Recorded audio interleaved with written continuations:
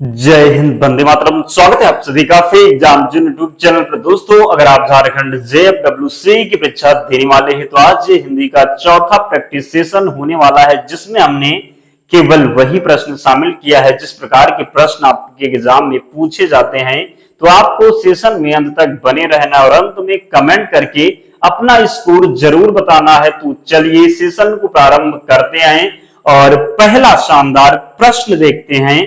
मैं आज नहीं पढ़ूंगा कौन सा वाक्य है? चार ऑप्शन आपके सामने है, आपको बताना है मैं आज नहीं पढ़ूंगा कौन सा वाक्य है। निषेधवाचक वाक्य, विधिवाचक वाक्य, आज्ञावाचक वाक्य या फिर संकेतवाचक वाक्य। तो यहां पर आपको बताना है मैं आज नहीं पढ़ूंगा, क्या हो जाएगा? तो मैं आज नहीं पढ़ूंगा, तो नहीं दिया हुआ है तो सिंपल है, निषेधवाचक वाक्य हो जाएगा। क्या हो जाएगा? तो निषेधवाचक वाक्य हो जाएगा। अगला प्रश्न है, ओह यह पिट ही गया कौन सा वाक्य है? ओह यह पिट ही गया कौन सा वाक्य है? विधिवाचक वाक्य, विस्मयवाचक वाक्य, संकेतवाचक वाक्य या फिर इनमें से कोई नहीं। तो ओह यह पिट गया, तो ओह जब मिल जाए, जब भी कोई विस्मय सूचक शब्द मिल जाए तो वहां पर विस्मयवाचक वाक्य होता है, तो सेकंड ऑप्शन राइट हो जाएगा। इसी प्रकार के प्रश्न आपके एग्जाम में बनेंगे और बनेंगे तो सही करना होगा, इसलिए आपको अंत तक सेशन में जुड़े रहना है। अगला प्रश्न है, यदि तुम चलो तो मैं भी चलूं। प्रश्न है, यदि तुम चलो तो मैं भी चलूं, कौन सा वाक्य होगा?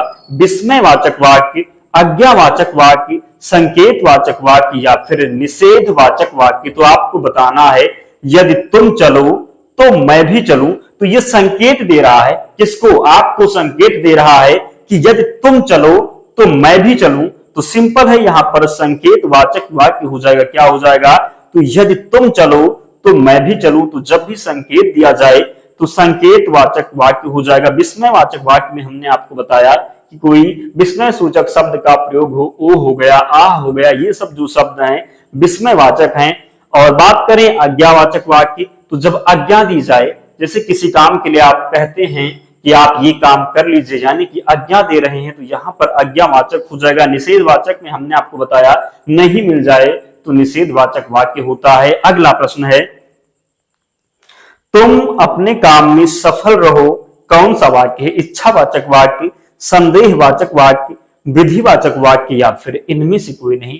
तुम अपने काम में सफल रहो में कौन सा वाक्य होगा? तो किसी को आप इच्छा जाहिर कर रहे कि तुम अपने काम में सफल रहो, तो क्या हो जाएगा? यहां पर इच्छावाचक वाक्य हो जाएगा। आप इच्छा जाहिर कर रहे हैं कि तुम अपने काम में सफल रहो, तो इच्छावाचक वाक्य हो जाएगा। जैसे आप आशीर्वाद देते हैं कि तुम दीर्घायु हो, यह भी इच्छावाचक वाक्य हो जाएगा। तो ध्यान रखना, यहां पर फर्स्ट ऑप्शन यानी ये का चयन जिसने भी किया है सही उत्तर हो जाएगा। नेक्स्ट प्रश्न है, आप लोग विश्वास रखिए, अगर आप निरंतर डेली हमारे साथ जुड़ते हैं तो हिंदी में एक भी प्रश्न आपसे गलत नहीं होगा। बस आपको पूरा कंसंट्रेशन बना के रखना है। रस भरा कौन सा तत्पुरुष समास है? यहां पर तत्पुरुष जो है तत्पुरुष तो पूछा ही गया है, लेकिन तत्पुरुष में भी पूछा गया है कौन सा तत्पुरुष समास है। तो हमने आपको बताया है कि तत्पुरुष समास के कितने भेद होते? तो 6 भेद होते। समास की बात करें तो समास के 6 भेद होते, लेकिन यहां पर पूछा गया है तत्पुरुष में कौन सा समास है? कर्म तत्पुरुष है, करण तत्पुरुष है, संप्रदान तत्पुरुष है या फिर इनमें से कोई नहीं। तो रस से भरा क्या होगा? रस से भरा, रस से भरा। तो रस से जब भरा तो हमने बताया है से मतलब के द्वारा, क्या हो गया? तो के द्वारा हो गया। तो यहां पर करण तत्पुरुष हो जाएगा। क्या? तो रस से भरा करण तत्पुरुष हो जाएगा। क्या हो जाएगा? तो करण तत्पुरुष हो जाएगा। ध्यान रखना है, कर्म कारक का कारक चिन्ह क्या होता? तो को होता। क्या? कर्ता ने कर्म को करण से, संप्रदान के लिए अपादान से, अधिकरण में पर। तो इस प्रकार आपको सभी कारक चिन्हों को जरूर ध्यान रखना है। प्रश्न बनेगा निश्चित ही आपके एग्जाम में। अगला है, पदबंध कितने प्रकार के होते हैं? 2, 3, 4 या फिर 5। बताना है आपको कि पदबंध कितने प्रकार के हैं। पदबंध कितने प्रकार के हैं? तो जब बात करेंगे पदबंध की तो 3 प्रकार। कितने? तो 3 प्रकार। आसान प्रश्न, इसको आप रट के रखना है, रिपीट होता है प्रश्न। तो पदबंध कितने प्रकार के हैं? 3 प्रकार के हैं। कितने? तो 3 प्रकार की, और जिन प्यारे दोस्तों ने अब तक वीडियो को लाइक नहीं किया है, आप लोग वीडियो को जरूर लाइक कर दें और चैनल को सब्सक्राइब करके हमारे साथ जुड़ जाएं। विश्वास रखिए आप लोगों का एक भी प्रश्न हिंदी में गलत नहीं होगा। अगर आपने अब तक हम 3 प्रैक्टिस सेट हिंदी का करा चुके हैं, वो वीडियो अगर आपने अब तक नहीं देखी है तो प्लेलिस्ट में जाकर के जरूर देख लेना, आपको बहुत हेल्प मिलेगा। निम्नलिखित में से अशुद्ध शब्द आपको बताना है, एकत्र, नीरस, मंत्रिमंडल या फिर योगीराज। तो अशुद्ध शब्द का चयन करना है आपको। तो मंत्रिमंडल ऐसे नहीं लिखा जाता है, तो राइट आंसर थर्ड ऑप्शन हो जाएगा। जो मंत्रिमंडल होगा ये त्रा पर क्या होगा, तो छोटी ई की मात्रा होगी, फिर क्या हो जाएगा, मंडल हो जाएगा। तो इस प्रकार लिखा जाएगा मंत्रिमंडल, इसलिए राइट आंसर सी ऑप्शन का चयन जिसने भी किया है सही उत्तर हो जाएगा। नेक्स्ट प्रश्न है, निम्नलिखित में अशुद्ध शब्द है साप्ताहिक, वीणा, वाष्प या फिर सिंदूर। तो जब आप देखेंगे वीणा शुद्ध लिखा हुआ है, वाष्प भी शुद्ध शब्द है, सिंदूर भी शुद्ध शब्द है, लेकिन जब सप्ताह क्या होगा, सप्ताह यहां पर मूल शब्द है, क्या है, तो सप्ताह यहां पर मूल शब्द हो जाएगा, लेकिन सप्ताह में एक प्रत्यय लगा करके क्या, तो सप्ताह में एक प्रत्यय लगा करके साप्ताहिक बना दिया गया, क्या, तो साप्ताहिक बना दिया गया है। तो यहां पर सा पर बड़ा आह का मात्रा होगा, क्या होगा, तो सा पर बड़ा आ का मात्रा होगा। ध्यान रखना है, आपको कभी नहीं भूलना है, जब भी किसी मूल शब्द में एक प्रत्यय लगता है, क्या, तो एक प्रत्यय लगता है, तो हमेशा जो पहला अक्षर होगा वो दीर्घ होगा, इसलिए यहां पर साप्ताहिक होगा, क्या होगा, तो साप्ताहिक शुद्ध शब्द है, जबकि साप्ताहिक अशुद्ध है। तो ध्यान रखना है, निम्नलिखित में अशुद्ध शब्द कौन सा हो जाएगा, तो साप्ताहिक है, इसका जो शुद्ध होगा क्या, तो साप्ताहिक हो जाएगा, क्या, तो साप्ताहिक हो जाएगा। जरूर ध्यान रखें, जब भी एक प्रत्यय लगे तो पहला जो वर्ण होगा इसके साथ दीर्घ मात्रा ही आएगा, जरूर ध्यान रखना है, गलती नहीं करेंगे। नेक्स्ट है, निम्नलिखित में अशुद्ध शब्द है ईर्ष्या, अनुकूल, आशीर्वाद या फिर नक्षत्र। तो आशीर्वाद सही लिखा हुआ है, अनुकूल भी सही है, ईर्ष्या भी सही, जबकि नक्षत्र की बात करेंगे तो ये अशुद्ध शब्द है। नक्षत्र कैसे लिखा जाएगा, तो नक्षत्र में ये छा नहीं होगा, नक्षत्र जो लिखा जाएगा ये इस प्रकार होगा, ध्यान रखना है, गलती नहीं करेंगे। इसी में से प्रश्न आपके एग्जाम में बन जाएगा। अगला है, निम्नलिखित में से आग का पर्यायवाची शब्द नहीं है, आपको बताना है आग का पर्यायवाची शब्द नहीं, जैसे आग हो गया, इन सबके जो पर्यायवाची है आपको रट के रखना है, क्योंकि एग्जाम में यही बार बार रिपीट, जैसे आग का पर्यायवाची हो गया, घोड़ा का पर्यायवाची हो गया, जल का पर्यायवाची हो गया, इनका आप जरूर रट के रखिए, क्योंकि यही प्रश्न रिपीट होंगे आपके एग्जाम में, और रिपीट होंगे तो आपको सही करना होगा, इसलिए मेहनत तो करनी ही पड़ेगी। तो निम्नलिखित में से आग का पर्यायवाची शब्द नहीं है पूछा गया है, पूरे ध्यान से प्रश्न को पढ़ना है, नहीं को जरूर देखना है, जल्दबाजी में नहीं नहीं देखते और गलत करके चले आते हैं एग्जाम हॉल से, तो इसलिए पूरे ध्यान से प्रश्न को जरूर पढ़ना है। वायु सखा, हुतासन, विभावसु या फिर पिप्थगा। तो आग का पर्यायवाची वायु सखा भी होता है, हुतासन भी होता है, विभावसु भी होता है, लेकिन विफतगा नहीं होता, क्या नहीं होता, तो विफतगा नहीं होता। तो इसलिए राइट आंसर जिसने भी फोर्थ ऑप्शन का चयन किया है सही उत्तर हो जाएगा। अगला है, निम्नलिखित में से इच्छा का पर्यायवाची शब्द नहीं है, तो लिप्सा दिया हुआ है, कामना है, यातना है, स्पृहा है। तो इच्छा का जो पर्यायवाची होता है ये लिप्सा भी होता है, क्या होता है, तो लिप्सा भी होता है, कामना भी होता है, जब आप किसी से कामना करते हैं तो भी इच्छा जाहिर करना होता है, स्पृहा भी होता है, लेकिन यहां पर यातना नहीं होगा, क्या नहीं होगा, तो यातना नहीं होगा। तो निम्नलिखित में से इच्छा का पर्यायवाची शब्द नहीं है, यातना सही उत्तर हो जाएगा। अगला है, स्वर्ग प्राप्त कौन सा तत्पुरुष समास है, स्वर्ग प्राप्त कर्म तत्पुरुष, करण तत्पुरुष, संप्रदान तत्पुरुष या फिर संबंध तत्पुरुष। तो कर्म का क्या होता है, को, क्या, को होता कर्म का कारक चिन्ह, करण का क्या होता, तो से होता है, क्या होता है, से होता है, संप्रदान का क्या होता, के लिए होता, संप्रदान का कारक चिन्ह क्या होता, के लिए होता, संबंध का क्या होता, तो काकी के, क्या, तो काकी के। यहां पर पूछा गया है स्वर्ग प्राप्त, यानी कि स्वर्ग को प्राप्त क्या होगा, तो जब आप इसका विग्रह करेंगे तो होगा स्वर्ग को प्राप्त, क्या होगा, तो स्वर्ग को प्राप्त। तो कर्म को, कर्म का कारक चिन्ह क्या है, तो को है, तो स्वर्ग को प्राप्त, इसलिए राइट आंसर यहां पर कर्म तत्पुरुष हो जाएगा, क्या, तो कर्म तत्पुरुष हो जाएगा। नेक्स्ट है, यथासंभव कौन सा समास है? द्विगु, तत्पुरुष, अव्ययीभाव या फिर कर्मधारय। हमने आपको बताया है कल की जो क्लास थी प्रैक्टिस सेशन जो 3 में था, हमने समास को अच्छे तरीके से डिफाइन किया था। अगर आप नहीं देखे हैं तो जाकर के देख लेना। अगर आप एक बार देखते हैं तो समास से निश्चित ही प्रश्न आपसे गलत नहीं होने वाला है। तो यथासंभव कौन सा समास है? यथासंभव।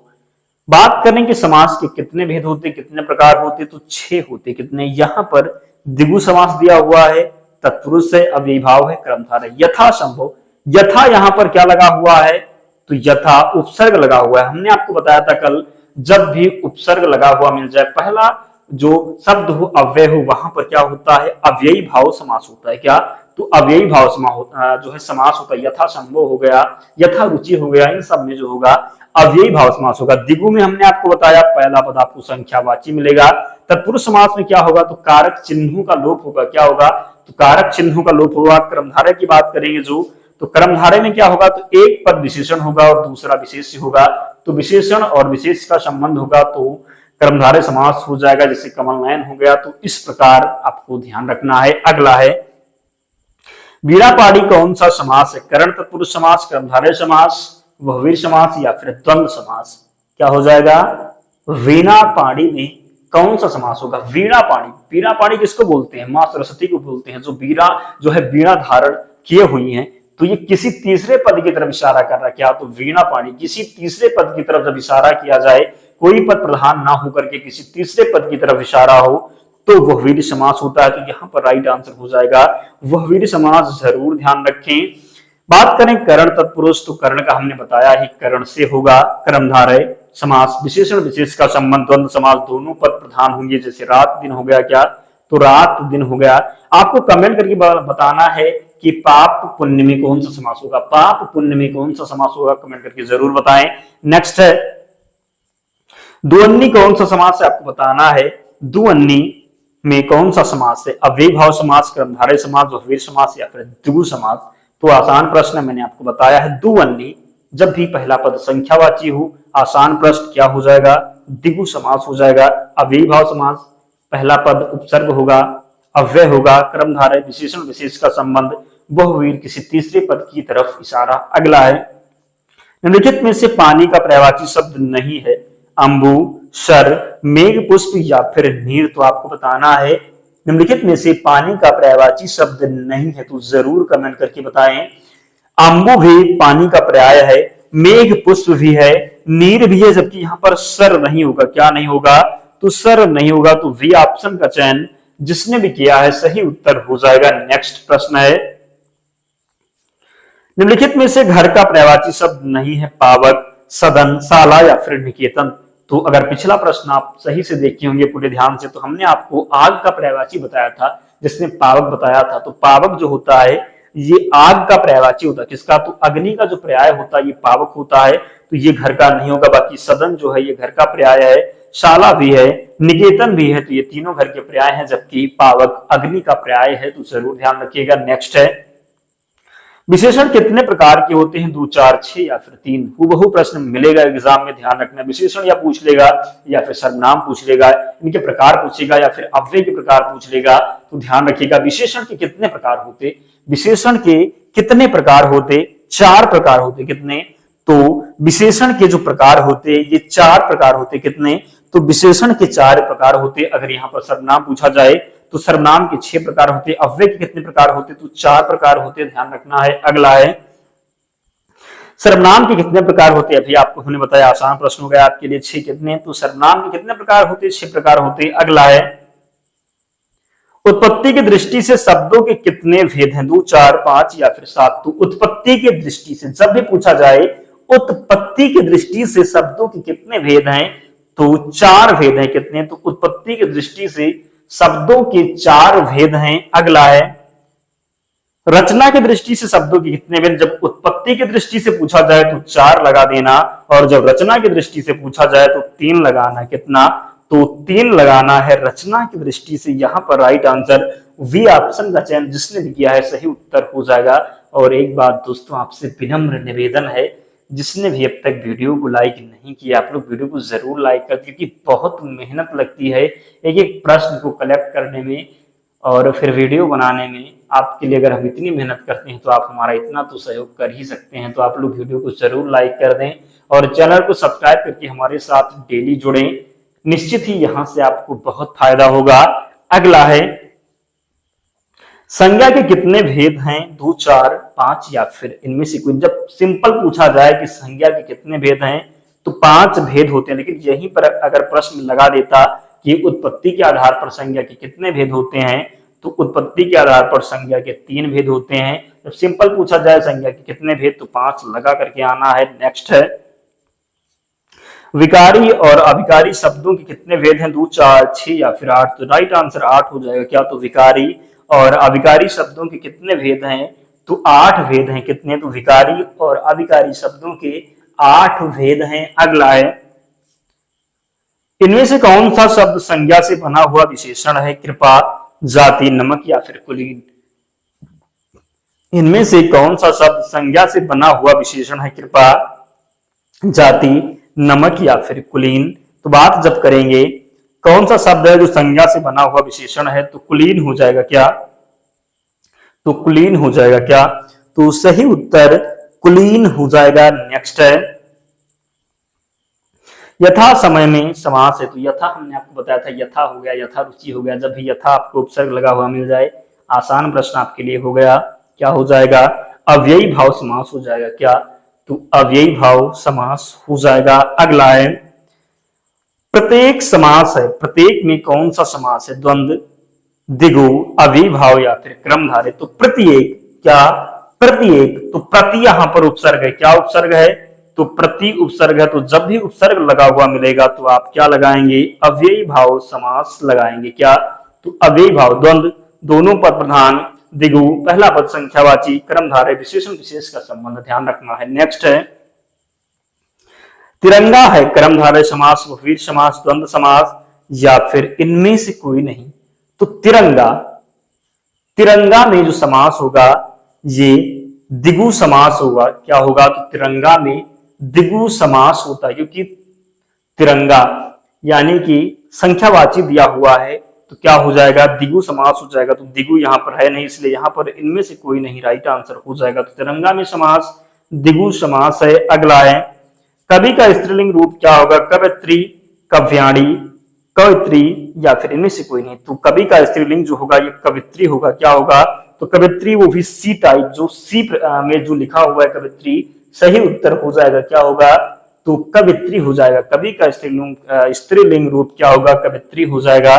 नेक्स्ट है और सेकंड लास्ट है, तो आप लोग वीडियो को जरूर लाइक कर दें।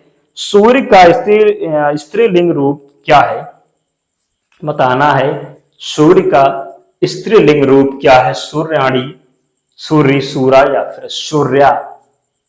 तो यहां पर राइट आंसर सूर्य का स्त्रीलिंग होगा सूर्या। क्या हो जाएगा? तो सूर्य का स्त्रीलिंग होता है सूर्या, ध्यान रखिएगा। और अंतिम प्रश्न है, तो स्कोर आपको अपना जरूर बता के जाना है। पेड़ से फल गिरा, इस वाक्य में किस कारक की विभक्ति है? मैंने कल आपको कारक पढ़ाया था। हमने बताया था कि कारक के 8 भेद होते हैं। कितने?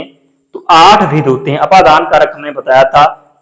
पेड़ से फल गिरा, से का यहाँ पर जो अर्थ है अलगाव से, क्योंकि जब पेड़ से फल गिर गया तो पेड़ से फल अलग हो गया। तो जब अलग हो गया तो से का अर्थ यहाँ पर अलग हो गया। तो जब भी अलगाव हो वहां पर अपादान होगा। क्या होगा? तो अपादान होगा। यहाँ पर संबंध का जो कारक चिन्ह होता है क्या होता है?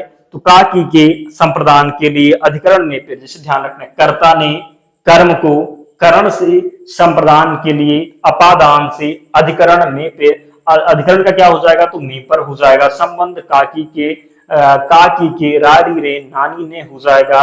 बात करेंगे तो इस प्रकार आप लोग ध्यान रखेंगे। कमेंट करें और बताएं कि 30 प्रश्न में आपके कितने प्रश्न सही हुए। कमेंट करके आपको बताना है, स्कोर जरूर बताना है, ताकि हमें पता चले कि आप लोग कितना पढ़ते हैं, कितना आपके प्रश्न जो है कितने सही हो पा रहे हैं। तो और जिसने वीडियो को लाइक नहीं किया आप लोग लाइक कर दें, तभी जाएं और चैनल को सब्सक्राइब कर ले। डेली आप लोग जुड़े, बहुत फायदा होगा। अगर आप चाहते हैं पीडीएफ तो टेलीग्राम चैनल से जुड़ जाना, लिंक डिस्क्रिप्शन बॉक्स में है, या फिर आप टेलीग्राम पर जाएंगे और वहां पर सर्च करेंगे फ्री एग्जाम जोन। क्या? तो फ्री एग्जाम जोन आपको चैनल मिल जाएगा, आप लोग ज्वाइन हो जाना, वहां पर सारी पीडीएफ मिल जाएगी। तो मिलते हैं नेक्स्ट वीडियो में, तब तक पढ़ते रहिए, ध्यान रखिए अपना, स्वस्थ और सुरक्षित रहिए। जय हिंद।